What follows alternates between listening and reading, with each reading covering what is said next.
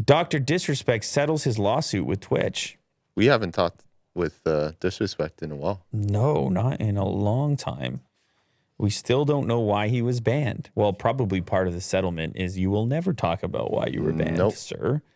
So he tweeted about it maybe yesterday.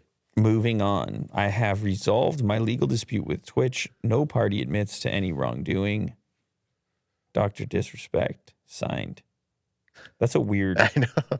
Is that legal? That's not legal. But why is his it real name? Why is it on... I guess it's just a picture. Yeah, but why is it on top of a stack of what looks like a bunch of cards that look the same? Has his logo. There's Twitch many questions on this picture. Their lawsuits together. Yeah, it's not like a contract. I guess he just took a piece of it and made it look pretty. Sure. Which is fine. He was banned back in June 2020. I feel like a lifetime ago. A year later, he launched a legal action over his ban, saying that the loss of his Twitch channel not only impacted him financially, but also did serious reputational damage. It's all water under the bridge now, though. Disrespect and Twitch are friends again. I don't know about friends. Is he going back to the platform? No. Well, that would I be don't think so. friendly. That would be friendly if that was to be the case, if he was going back there. Really bury the hatchet. Bury the hatchet. Wow. That's such a saying. Mm-hmm. I'm going to go in the back and bury the hatchet. Damn. That's It's like the hatchet that I was going to use against you? Jeez. Uh-huh.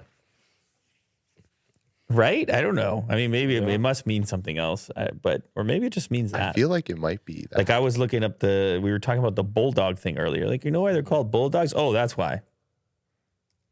You know what I mean? Wait, what did you find out?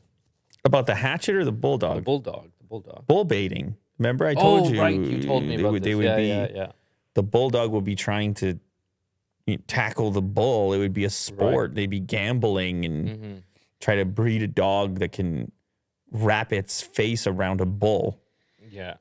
Okay. Why? And but isn't it crazy? You get this origin story and yet the word exists in your brain with no context. Mm-hmm. It's bulldog. What are you talking about? It's bulldog. Mm-hmm. Seen a bulldog? Yeah.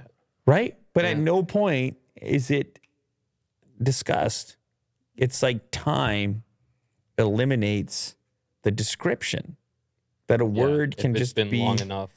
A word can be so permanent in the culture that it's just, and I don't know why that is, even when it's so descriptive. Like you should say, why is it called that? Mm-hmm. Why is it called? Right? What do you have? You have a German Shepherd. Why is it a shepherd? Why is it German?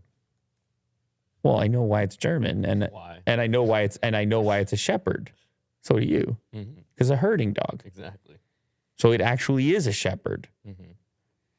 Not Kovu though. No, Kovu's real well, I mean he likes to play. Okay, maybe he's not a shepherd, but he probably could have been if from day one. Yeah. No. Absolutely. You seem skeptical. I don't know. He's a weird one, that guy. Okay. Bury the hatchet is an American English idiom meaning to make peace. Yeah, the phrase is an allusion to the figurative or literal practice of putting away weapons at the cessation of hostilities among or by Native Americans in the eastern United States, because they would be carrying, I guess, a hatchet. Let's bury the hatchet. We're going to put our arms down. We're going to no longer be in conflict. It was what I thought. So Will's talking about burying hatchets now. Yeah, that's the 1 week old me. 1 week forward. Right. The future Will. The wise Will. Love it. Why is he in the future? Well, because of the previous story. He did the old man voice. It was Will. So old man Will is a week from now. Is burying hatchets. Exactly. Right. He's wise. Okay.